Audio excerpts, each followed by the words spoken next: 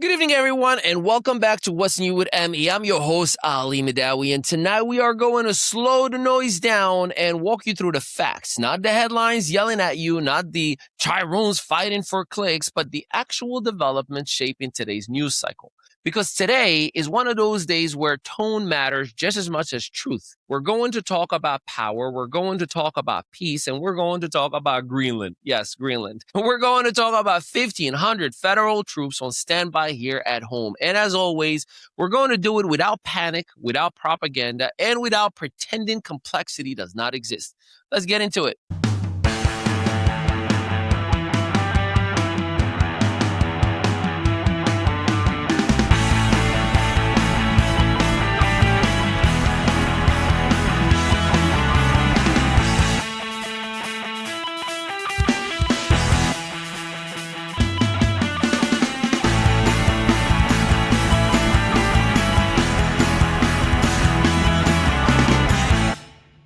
Segment 1, Trump, Greenland, and the end of peace first. So President Donald Trump made headlines after remarks suggesting a clear shift in how he is framing American foreign policy. The headline version says, Trump says he's no longer concerned with being all about peace, but the context matters. What he actually communicated is this: peace is no longer the primary lens, strategic dominance is, and the distinction is not accidental. Why Greenland? It's being discussed because it's strategic. Greenland is the crossroad of Arctic shipping routes that are opening due to climate change, missile defense and early warning systems, rare earth minerals and future resource access, military positioning between North America, Europe, and Russia. This is not about tourism. This is about leverage. Trump framed Greenland as essential to U.S. security, not optional, not symbolic, but foundational. He also directly criticized Denmark's continuous sovereignty over Greenland, suggesting that European resistance to U.S. ambitions could trigger economic consequences, including tariffs. That language matters because tariffs are not diplomacy. Tariffs are pressure. The peace pivot Trump also referenced indirectly but clearly the Nobel Peace Prize. His implication: if peace doesn't deliver results, then power will. Now, whether you agree or disagree with the worldview, here is what is important. This rhetoric marks a clear departure from post-Cold War U.S. messaging that emphasized diplomacy first, force last. This is a return to realpolitik sphere of influence thinking, strategic dominance over moral framing that resonates with some voters. It deeply alarms others, and it puts U.S. allies, particularly in Europe, in an uncomfortable position. Denmark has responded firmly. Greenland is not for sale, and diplomatic norms still apply, but tonight's takeaway is simple.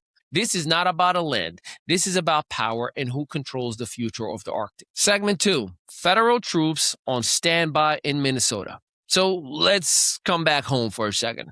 The Pentagon has confirmed that approximately 1,500 federal troops are on standby for possible deployment to Minnesota. Let's be very clear here, because clarity does matter. The troops are not deployed, they are on standby. That distinction is critical. What triggered this? Well, the situation stems from heightened tension following a fatal incident involving federal immigration enforcement. Protests followed, public anger escalated, and federal authorities moved into readiness mode. The Pentagon has stated troops would only be deployed if conditions significantly deteriorate or if state or federal leadership formally requests support. Still, this symbolism alone is powerful. Why this is sensitive? The United States has long complicated history with federal military involvement in domestic unrest. The balance between state authority and federal power, civil liberties during moments of crisis, even the possibility of troop deployment raises constitutional and emotional alarms. State and local officials have voiced concerns emphasizing de-escalation, local control, avoiding militarization of civilian situations.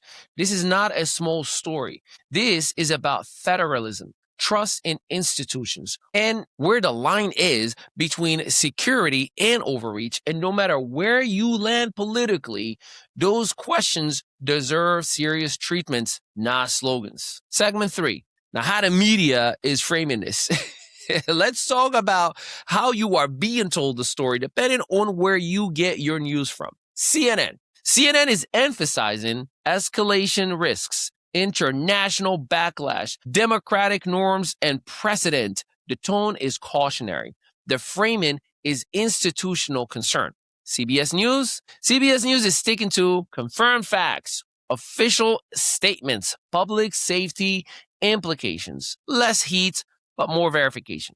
MS Now, well, they're focused on civil liberties, immigration enforcement fallout, historic comparison to past federal actions. The tone is critical, but advocacy driven. And Fox News is framing it through this: law and order, sovereignty, national security, and federal authority. The tone emphasizes control and stability.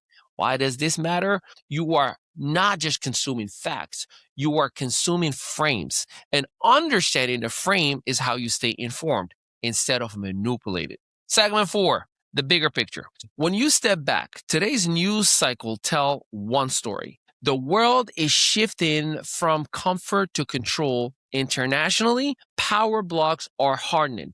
Diplomacy is giving way to leverage. And domestically, federal authority is being tested. Trust in institutions is very fragile. This is not chaos. This is transition. And transitions are always uncomfortable. So here's the responsibility we all share. Do not let outrage replace understanding. Do not let loyalty replace truth. And do not let fear replace thinking. This show right here exists to slow things down, to add context, and to remind you that democracy requires an informed public, not a reactive one. If this episode helped you understand the moment a little better, subscribe to the channel, share it with someone who values clarity over chaos. For more in-depth analysis, production, and media commentary, visit themestudios.net. I'm Ali Mehdaoui, and this is What's New with ME. We'll see you next time. Still marketing your business like it's the Yellow Pages era? Welcome to ME Studios, where local solopreneurs and small business owners catch up with the digital world and take over it. We help you go from invisible to undeniable. Featured on Spotify, iHeartRadio, Audible, Apple Podcasts, and Amazon Music. Plus, gain press exposure in over 100 to 300 major media outlets like Fox, ABC, CBS, NBC, and the CW. Right here in Eatontown, New Jersey, just steps away from the soon-to-be Netflix studios, our multi-unit facility is built for creators, entrepreneurs, and visionaries. Stop marketing like it's 1995. Start building your digital authority today with a team that gets it.